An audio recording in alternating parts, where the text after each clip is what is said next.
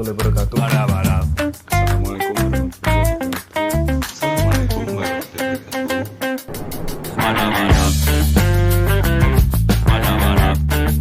Perkenalkan, saya Aldo Wididya Gunawan dari kelas KP3B. Di sini saya akan mempresentasikan tentang hasil kerja kami tentang bank auditing. Namun sebelum ke materi, izinkan kami untuk memperkenalkan diri terlebih dahulu. Yang pertama, monggo Sinang. Perkenalkan, nama saya Sinang Madewa, absen 20 dari kelas KP3B sama seperti Aldo sebelumnya. Sebelumnya saya memohon maaf yang sebesar-besarnya jika nanti selama video berlangsung masih banyak sekali kesalahan atau kekurangan, karena kami bertiga ini membuat video ini pada saat pandemi Corona COVID-19 masih berlangsung, sehingga terjadi keterbatasan baik di sarana maupun prasarana yang membuat video kami kurang maksimal. Segitu saja. Selanjutnya saya serahkan kepada Wilhan. Terima kasih rekan Sinang atas waktunya. Perkenalkan, nama saya Wilhan Mulani Uzak, nomor 24 dari kelas KP3B. Ya, sebelumnya kami mengucapkan terima kasih karena sudah meluangkan waktu untuk menonton video ini. Karena keterbatasan tempat, jadi kami bertiga dari kelompok 1 terpaksa melalui video seperti ini. Untuk selanjutnya, rekan saya Aldo akan menjelaskan bab pertama. Persilahkan. Terima kasih.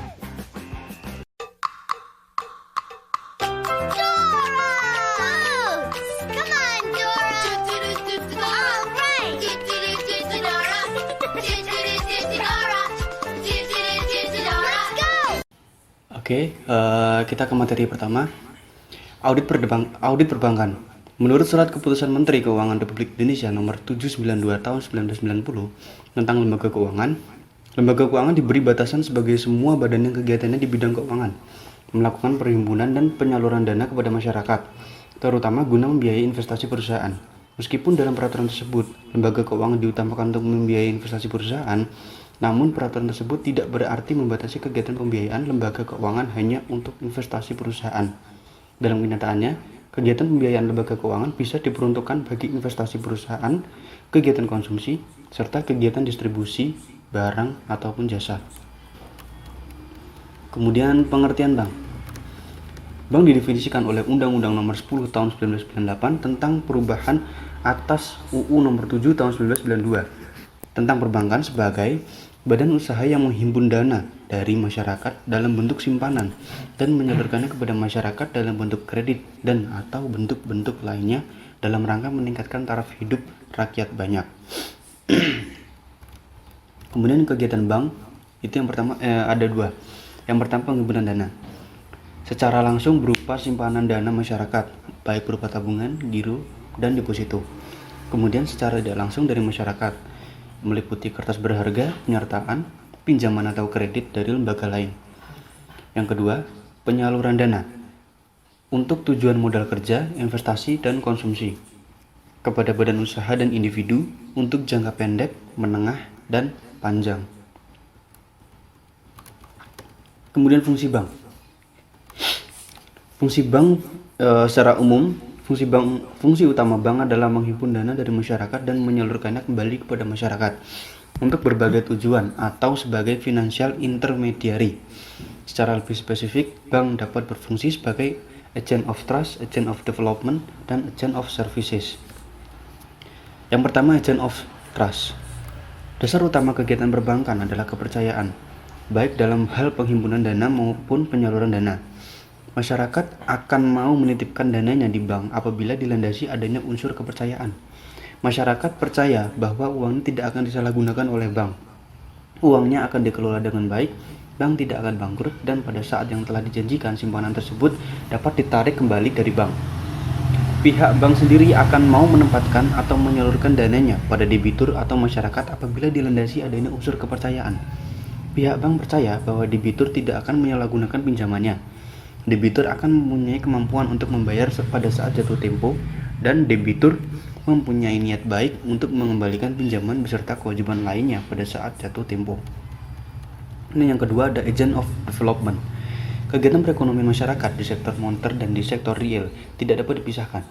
Kedua sektor tersebut selalu berinteraksi dan saling mempengaruhi.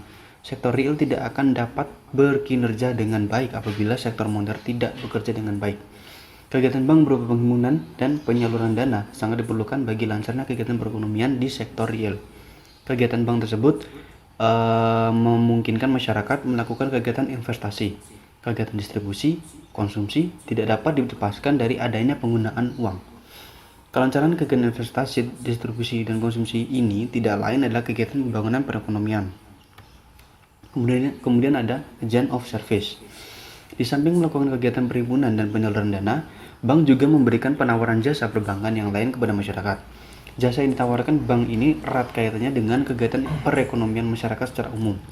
Jasa ini antara lain dapat berupa jasa pengiriman uang, penitipan barang berharga, pemberian jaminan bank, dan penyelesaian tagihan. Kemudian peranan bank. Bank selaku pelaksana lalu lintas pembayaran atau LLP. Berarti bank menjadi pelaksana penyelesaian pembayaran transaksi komersial atau finansial dari pembayar ke penerima. Kemudian yang kedua, peranan bank. Lalu lintas pembayaran diartikan sebagai penyelesaian transaksi komersial dan atau finansial dari pembayar kepada penerima melalui media bank.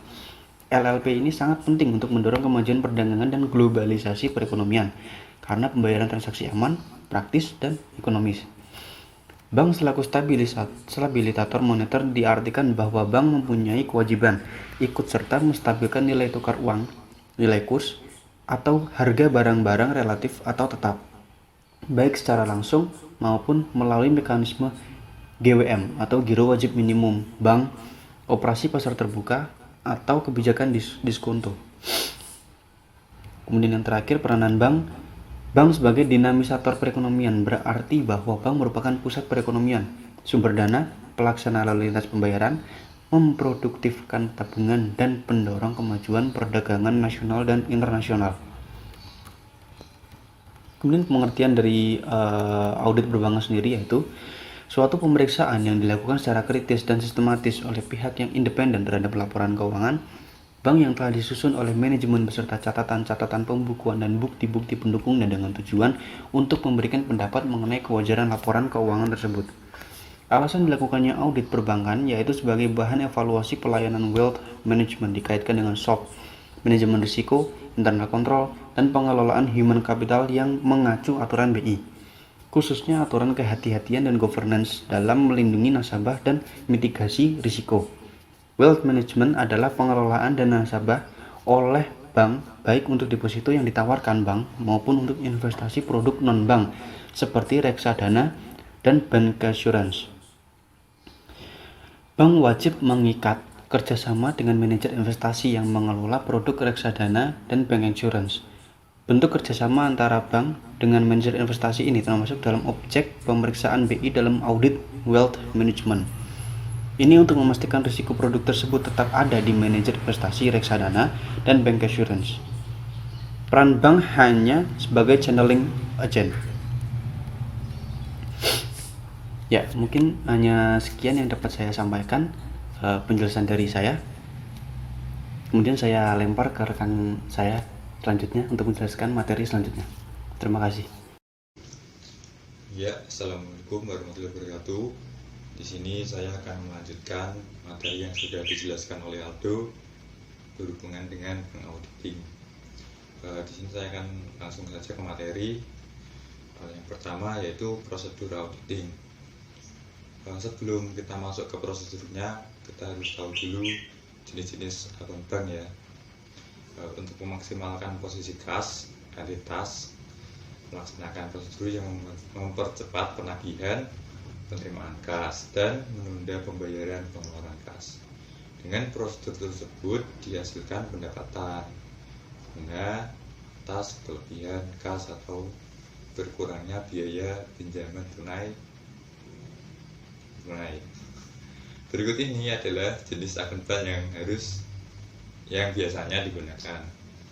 Yang pertama ada akun kas umum. Akun kas umum merupakan akun kas utama bagi kebanyakan entitas. Sumber utama penerimaan kas untuk akun ini adalah proses pendapatan Sedangkan sumber utama pengeluaran kas adalah proses pembelian dan sumber daya manusia. Yang kedua ada akun kas impres. Apa sih akun kas impres itu? Akun kas impres adalah akun bank impres yang berisikan sejumlah uang tertentu yang digunakan untuk tujuan terbatas. Akun impres seringkali digunakan untuk pembayaran gaji dan cek dividen. Untuk keperluan panggilan digunakan akun bank terpisah bersaldo minimum. Pengeluaran dapat dilakukan menggunakan kas atau setoran langsung. Yang ketiga ada akun cabang.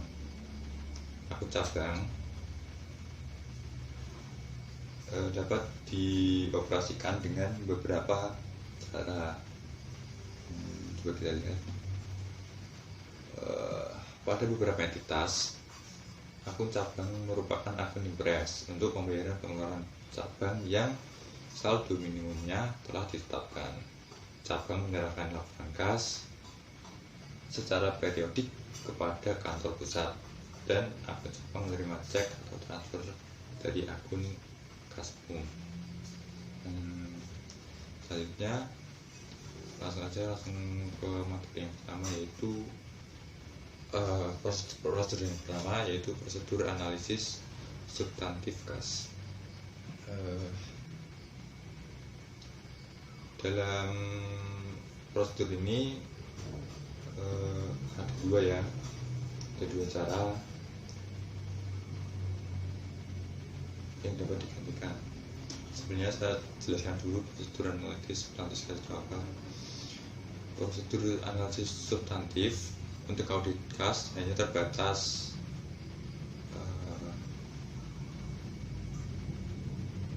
pada perbandingan saldo kas dengan 1 tahun sebelumnya dan dengan saldo anggaran.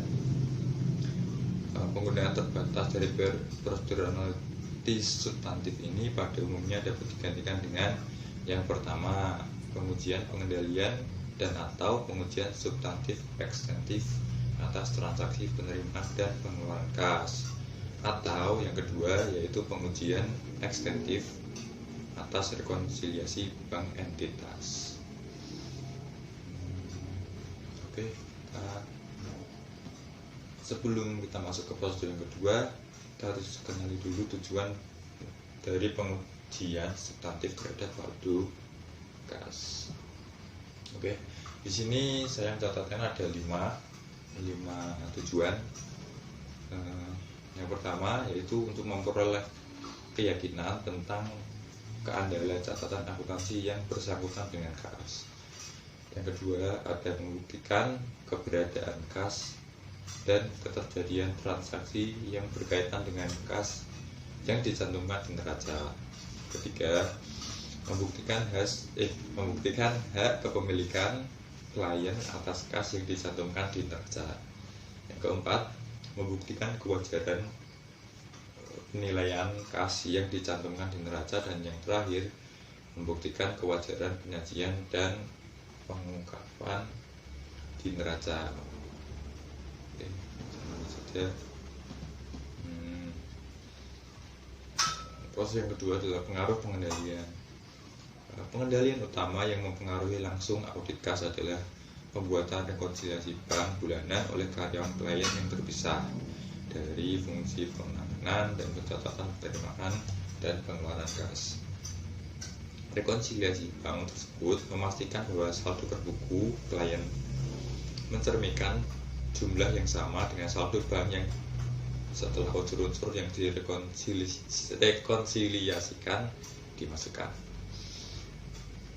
Pengendalian dapat lebih baik ditingkatkan jika fungsi independen seperti auditor internal mereview rekonsiliasi bank. Seperti itu. Terus yang ketiga ada audit kas umum ya, audit akun kas umum.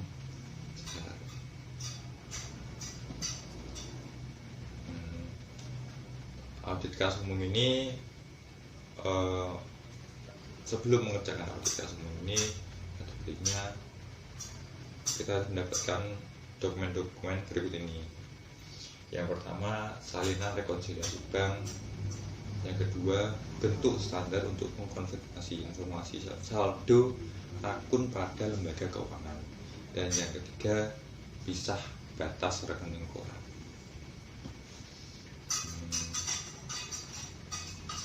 Mungkin itu saja yang bisa saya sampaikan. Selanjutnya untuk pengendalian untuk prosedur yang selanjutnya akan dijelaskan oleh saudara rekan saya Bilan Maulana Yusak. Silakan Bilan. Terima kasih. Assalamualaikum warahmatullahi wabarakatuh. Perkenalkan, nama saya Bilan Maulana Yusak, absen 24 dari kelas K3B, akan mempresentasikan tentang bank auditing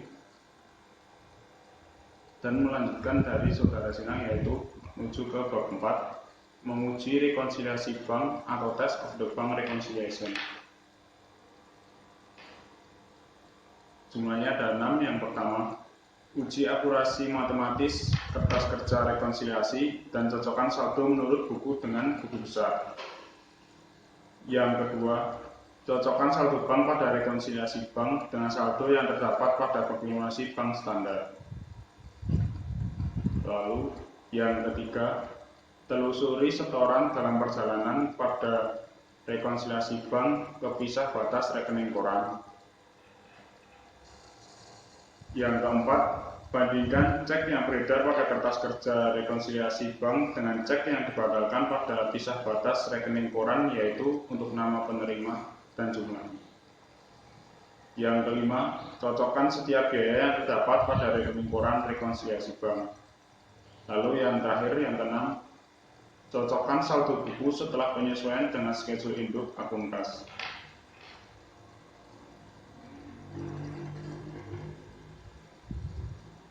Selanjutnya, bab kelima, ada prosedur audit yang terkait dengan kecurangan.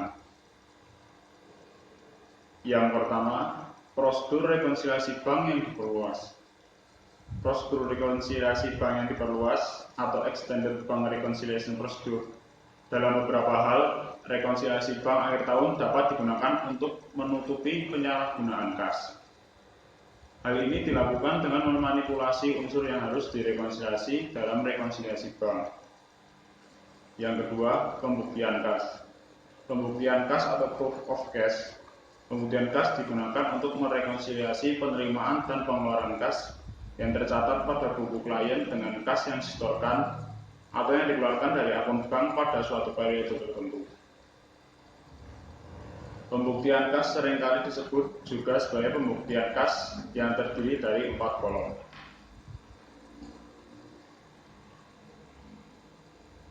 Lalu selanjutnya bab 5, maksudnya lanjutan dari yang sebelumnya, yaitu pengujian untuk kitting. Pengujian untuk kitting atau test for kitting.